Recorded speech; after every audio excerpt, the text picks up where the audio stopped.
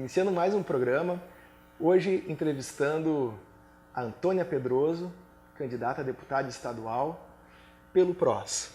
Muito obrigado por aceitar vir aqui fazer essa entrevista com a gente. Inicialmente, tu trabalha com a moda também, né? O que é moda sustentável? Moda sustentável não é só uma questão de reduzir, porque usar roupa acabamos todos usando, ainda não podemos sair nus, né? É a questão de dar uma nova utilidade para aquela peça, mas não uma utilidade, como se diz, gerar um novo lixo para reutilizar aquela peça, gastar uma matéria-prima virgem para poder usar em algo que já está usado. É fazer uma troca, uma venda da peça daquele jeito e uma customização mínima, que então é o que tu gera mínimo de lixo com relação a ela. Eu tenho um evento chamado Vem Que Tem, que se junta várias mulheres num domingo à tarde. Todas trazem roupas que não usavam, compraram por impulso e acabaram não utilizando.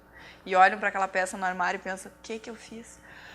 E a gente traz isso tudo, perfume, bolsa, acessório, se junta, faz um papo entre mulheres, passa a tarde inteira conversando, tomando chimarrão, chá, e trocando essas peças entre si, vendendo para outras que não têm para trocar, mas querem vir adquirir alguma coisa.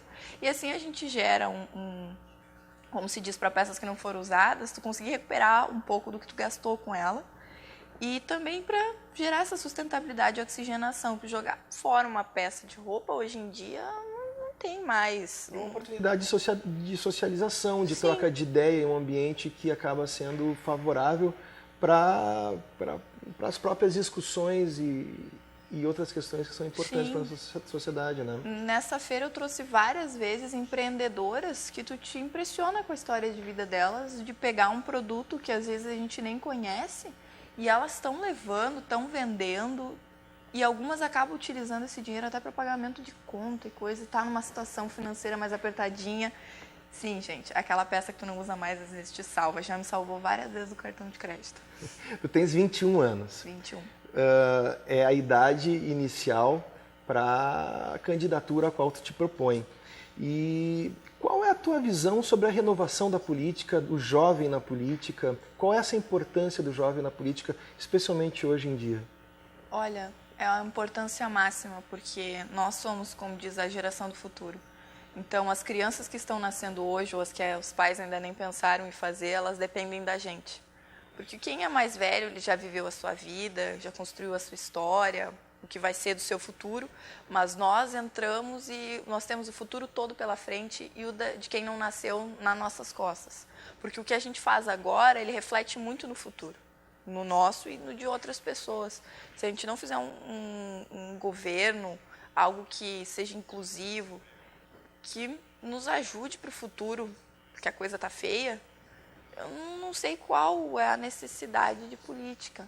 O jovem precisa estar lá, ele não pode se eximir. Eu ouço vários amigos meus dizendo assim, eu voto porque é obrigatório, eu não quero pagar multa. Eu não gosto disso. Eu digo, mas tu é governado por pessoas que gostam disso, e gostam muito, gostam de roubar, gostam de não fazer a coisa certa. Então, o teu voto ele é muito importante. Porque essas pessoas vão te representar durante 4 anos, tu querendo ou não. Eu não quero votar, eu votei em branco. É uma escolha tua, não querer participar, mas a culpa é tua. Tanto por quem votou, quanto por ti que optou por não votar. Qual a tua trajetória, muito embora também recente, mas a tua trajetória na política? Qual foi o bichinho que te mordeu ali para te interessar pela política e te disponibilizar a esse cargo? O bichinho que me mordeu foi ligar o noticiário e só ver coisa ruim. A segurança, a saúde, e tu olhar e ver alguém que de campanha simplesmente brota na tua cidade e diz, eu vou fazer por vocês coisas incríveis, maravilhosas. E quando ele se elege, essas coisas incríveis e maravilhosas não acontecem. Não acontecem nem o básico. Eles não simplesmente ficam invisíveis. Se tu tentar ir conversar com um deputado que tu foi lá e votou nele, ele provavelmente vai dizer que ele está ocupado, que ele tem uma reunião, ele não vai nem te receber. E esse tipo de pessoa, ele representa a gente. Muito deputado hoje, ele diz, eu voto pelas minhas convicções. Ok, suas convicções, mas quem te elegeu por um motivo. E foi o motivo pela qual tu fez campanha, tu te divulgou. Então, tu tem que atender essas necessidades. O teu voto representa as pessoas que votaram em ti e as que também não votaram, já que tu foi eleito, e não os candidatos que elas votaram. Então é muito importante isso. A educação conversa com saúde, conversa com segurança pública, conversa com economia e empreendedorismo. Qual é o link que tu cria entre a necessidade do desenvolvimento educacional com o empreendedorismo para o jovem e também para a terceira idade? Não só, né, para o grande grupo, para o amplo grupo social que a gente tem, que a gente vê que existe são 12 milhões de desempregados hoje no Brasil. Essa margem vem crescendo cada vez mais e não se tem uma expectativa de volta desse numerário, né? O que fazer para se conseguir construir empreendedorismo através da educação e assim melhorar nossa saúde, segurança, educação pública? O brasileiro ele é muito criativo, então ramos, itens para se vender, para se desenvolver, o Brasil tem. Nós temos uma diversidade de comércios incríveis, desde o sexy shop a medicamento, vitamina. Quem nunca foi naquele canal que só faz propaganda de produtos? Aquilo alguém criou aquele produto. E tem audiência. Tem audiência, tem pessoas que assistem canais que vendem só produtos. Aquele produto foi criado por alguém, pode ser teu vizinho, tu nem sabe. A patente pode não ser divulgada. Então o brasileiro ele tem essa criatividade, tem como puxar isso desde a época da escola. Acredito que hoje em dia a escola ela deveria incentivar mais isso do que uma pessoa ser um CLT, um funcionário público, que toda festa de família tem aquela história assim, mas tu quer ser um empreendedor? Mas por que tu não faz uma prova e vira um funcionário público? Não, ele tem que ser um empreendedor, ele tem que gerar emprego, ele tem que desenvolver essa questão que ele tem. O funcionário... Tu entende que o funcionário ele está numa condição diferenciada do empreendedor? Qual a tua visão ele sobre tem isso? uma questão de segurança, de estabilidade. O empreendedor, ele todo... Funcionário público ou funcionário CLT? Os dois. Uhum. O funcionário público ele tem uma estabilidade muito maior do que um funcionário normal, porque ele sempre tem dinheiro, né? O Rio Grande do Sul está quebrado, mas o funcionário está recebendo parcelado, mas ele está recebendo. No setor privado, um funcionário, se o dono faliu, ele vai para a rua. Ele vai receber os direitos dele, às vezes atrasado, às vezes ele vai ter que processar, às vezes o dono da empresa vai fugir porque não tem condições de arcar. E o empreendedor, ele está no meio desses dois. Ele vende para esse tipo de pessoa, que pode estar sem dinheiro ou não, e ele que faz o horário dele, quanto ele vai ganhar por mês, ele tem que correr atrás. Então, ele não tem uma estabilidade. Se ele ficar doente, não conseguir vender o produto a qual ele trabalha ou o serviço, ele não tem, no fim do mês, o salário dele para custear os custos dele de vida.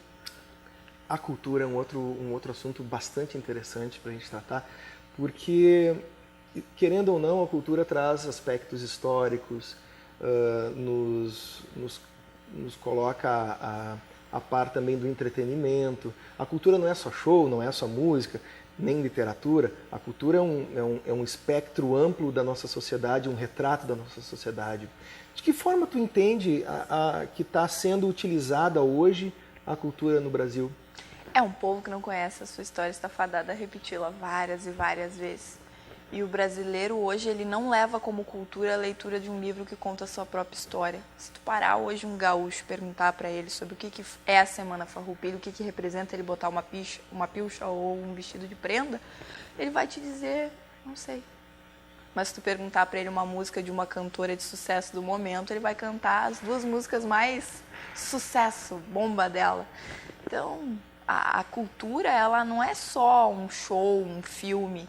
É algo sobre a tua história, sobre o teu país. Sim.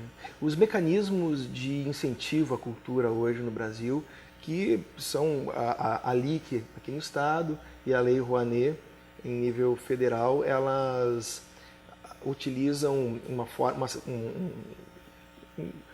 uma desoneração tributária, né? O Estado se desonera de cobrar daquela empresa que está pagando um projeto para beneficiar algum projeto cultural e também essa empresa se beneficia de publicidade, através da publicidade. Como é que tu analisa esse mecanismo de incentivo cultural? O mecanismo da Lei Rouanet, que é um exemplo que está sendo bastante debatido na internet pelas pessoas, é que no início ele tinha como foco artistas que não eram conhecidos, que não tinham como lançar o seu trabalho, e museus e entidades que trabalhavam com a cultura do Brasil e que não tinham como receber um recurso oriundo do governo.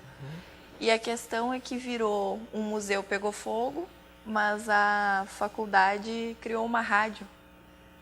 Hoje em dia, quem ouve rádio? Não existe assim um consenso de que o que seja. Eu vejo que o Museu Nacional, que ficava no Rio de Janeiro, era muito mais importante que uma rádio. Precisava ter sido sanada todos os problemas de infraestrutura que ele tinha, como vazamentos, a questão de eletricidade que estava à beira de um colapso, tanto que houve, que gerou um incêndio. Eu acho que agora não temos mais museu, mas nós temos uma rádio. E o que uma rádio faz de diferença hoje? Existem várias. Rádios comunitárias pela internet são bem mais baratas do que os 2,5 milhões que foram destinados para ela. Está havendo uma evolução, ou não, a gente não sabe, nas comunicações, né? Especialmente com o evento da internet, das redes sociais e o do próprio streaming, né? A televisão, a rádio, elas estão com muito menos poder de influência do que tinham antigamente, né? Dando espaço a conexões mais diretas. Mas mesmo assim ela continua existindo e continua se mantendo numa condição estável, né? Uma escala menor do que um dia ela já foi. A internet hoje ela domina. Como tu analisa num processo futuro essa evolução das comunicações? É que a comunicação hoje em dia ela está mais desinformando do que informando. E mesmo as pessoas tendo a internet para pesquisar, elas acabam se baseando num título, numa chamada de uma matéria. E às vezes tu vai ler a matéria, não tem nada a ver com o que eles usaram de título.